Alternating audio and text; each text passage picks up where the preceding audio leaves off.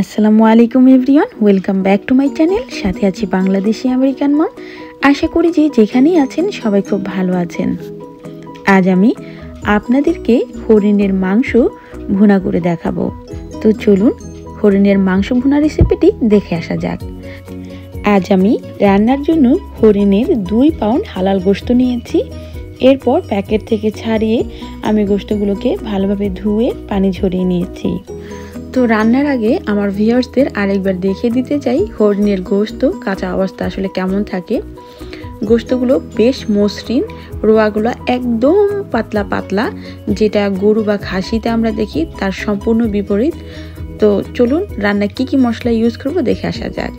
আমি এখানে নিয়েছি 1.5 টেবিল চামচ রসুন বাটা, 1.5 টেবিল চামচ আদা বাটা, মরিচ গুঁড়া নিয়েছি আধা চা চামচ, হলুদ গুঁড়া নিয়েছি 1 চা চামচ, জিরা গুঁড়া নিয়েছি 1.5 চা চামচ, দারচিনি নিয়েছি এই যে কয়েক টুকরা, লং নিয়েছি 8-10টা, এলাচ নিয়েছি 8-10টা, আর নিয়েছি স্বাদ মতো লবণ। এছাড়া রান্নার জন্য লাগছে পেঁয়াজ কুচি। আমি এখানে একটা বড় পেঁয়াজ কুচি নিয়েছি একটা টমেটো, আর এখানে 20টি কাঁচামরিচ নিয়েছি। আমি রান্নাটা মূলত কাঁচামরিচ দিয়ে করব, আর ঝালটা যে যতটা খাবেন ঠিক ততটাই দিয়ে নেবেন। তো আমি গোশতের মধ্যে এক একে সব মশলাগুলো দিয়ে দিচ্ছি। দিয়ে দিলাম আদা রসুন বাটা, এরপরে দিয়ে দিচ্ছি সব শুকনা উপকরণগুলো। তো এর আগে আমি বলে নিচ্ছি, আমি তেজপাতাটা এর আগে বলতে ভুলে গিয়েছিলাম, তেজপাতা দিয়ে দিয়েছি। আর এই যে শুকনো উপকরণগুলো দিয়ে দিলাম। এরপরে দিয়ে দিচ্ছি তেল। আমি এখানে 1 কাপ তেল ইউজ করেছি। তেল, পেঁয়াজ, ঝাল আপনারা যে যতটা খাবেন আপনাদের রুচি এবং পছন্দ মতন দিয়ে নেবেন। তো সব কিছু দিয়ে এখন আমি খুব ভালোভাবে গোশতগুলোকে মেখে নেব।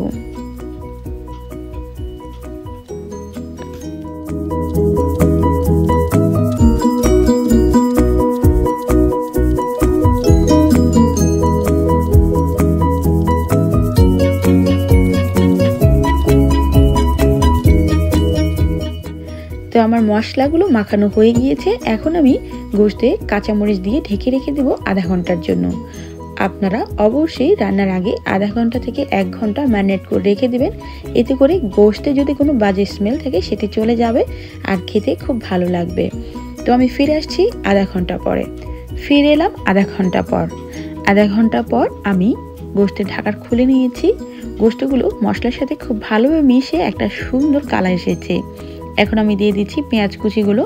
পেঁয়াজ কুচিগুলো দিয়ে আমি ভালোভাবে মেখে নেব বা নেড়ে চেড়ে নেব।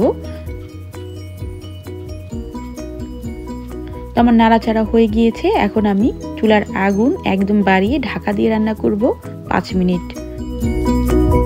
5 মিনিট পর ঢাকা তুলে নিয়েছি। গোশতগুলো উতরাতে শুরু করে দিয়েছে। এই অবস্থায় টমেটোগুলো দিয়ে আমি আবারও নেড়ে চেড়ে চুলার আগুন লো ফ্লেমে রেখে রান্না করব আরও 10 থেকে 15 মিনিট। আমাদের অনেকেরই ধারণা চুলার আগুন বাড়ানো থাকলে রান্নাও তাড়াতাড়ি শেষ হয়ে যাবে এবং দ্রুত সিদ্ধ হয়ে যাবে। তবে এই ধরনের ধারণা যাদের, তারা একদমই ভুল ধারণা পোষণ করেন। কারণ আপনি যদি গোশত রান্না করেন তাহলে অবশ্যই আপনার চুলার আগুন কমিয়ে দিতে হবে, লো ফ্লেমে রান্না করতে হবে। কারণ গোশতের মধ্যে অনেক রোগ জীবাণু থাকে, সেটি মারার জন্য লো ফ্লেমে রান্না করতে হয়। তো যাই হোক, আমি লো ফ্লেমে রান্না করতে করতে দেখেন আমি একটু পানি দিইনি, অনেকখানি পানি উঠে এসেছে। আমি আবার একটু নাড়াচাড়া করে ঢেকে দিচ্ছি আরও 5 মিনিটের জন্য। ফিরে এলাম আরও 5 মিনিট পর। সামান্য একটু নেড়ে চেড়ে দেব। আর আপনারাও নিশ্চয়ই দেখতেই পাচ্ছেন গোশত থেকে উঠে আসা পানিগুলো অনেকটা কমে গিয়েছে। তার মানে আমার গোশতটাও অনেকটা সিদ্ধ হয়ে গিয়েছে, ঠিক যতটা আমি চাচ্ছিলাম। গোশতটা বেশ মোলায়েম হয়ে এসেছে। তো আমি এর বেশি আর সিদ্ধ করতে চাচ্ছি না, তাই আমি চুলার আগুন বাড়িয়ে দিলাম যাতে করে ঝোলটা আরও দ্রুত কমে তেল উঠে আসে। তো যথেষ্ট পরিমাণ তেল উঠে এসেছে। এ পর্যায়ে আমি দিয়ে দিলাম 1.5 কাপ গরম পানি। আপনারা চাইলে ঠান্ডা পানিও দিতে পারেন। এরপরে আবার আর একটু নেড়ে চেড়ে রান্না করব ঝোল শুকিয়ে তেল উঠে আসা পর্যন্ত। তো আমি এভাবে রান্না করেছি আরও 15 মিনিট। টোটাল আমার রান্না করতে 35 মিনিট লেগেছিল। তো ফিরে আসছি আরও 15 মিনিট পর। ফিরে এলাম 15 মিনিট পর। আমি ঢাকা তুলে নিয়েছি। আমার রান্না করা গোশতগুলো যথেষ্ট পরিমাণ সিদ্ধ হয়ে গিয়েছে এবং ঝোলও শুকিয়ে এসেছে, ঠিক যতটা আমি রাখতে চাচ্ছি। এই পর্যায়ে আমি চুলার আগুন আবার একটু কমিয়ে দিলাম, কারণ আপনার চুলার আগুন যদি বাড়ানো থাকে তাহলে কখনোই আপনি বুঝতে পারবেন না আপনার তরকারিতে ঠিক কতটা তেল অবশিষ্ট আছে। তো এই পর্যায়ে সৌন্দর্য বৃদ্ধি এবং সুঘ্রাণের জন্য দিয়ে দিলাম বেশ কয়েকটা কাঁচামরিচ। এরপর আমি এরকম ভাপা দিয়ে রান্না করব আরও 3 থেকে 4 মিনিট।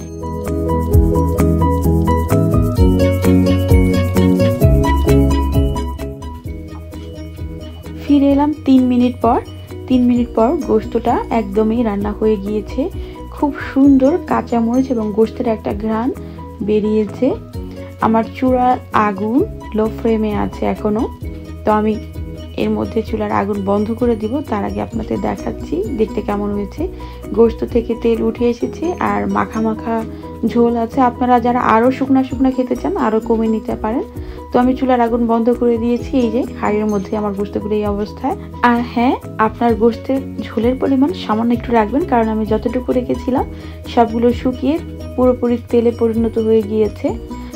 তো আমি বেড়ে আপনাদের সামনে পরিবেশন করে দেখালাম কেমন লাগে। তো এই হচ্ছে আমার গোশতের আউটলুকিং বাড়ার পর। তো এই হলো আমার আজকের রেসিপি, হরিণের মাংস ভুনা। আশা করি রেসিপিটি আপনাদের ভালো লেগেছে, আর ভালো লাগলেই আমার সার্থকতা। তো আজ এ পর্যন্তই। সবাই ভালো থাকেন। পরবর্তী ভিডিও দেখার আমন্ত্রণ জানিয়ে আজ আমি এখানেই বিদায় নিচ্ছি। আল্লাহ হাফেজ।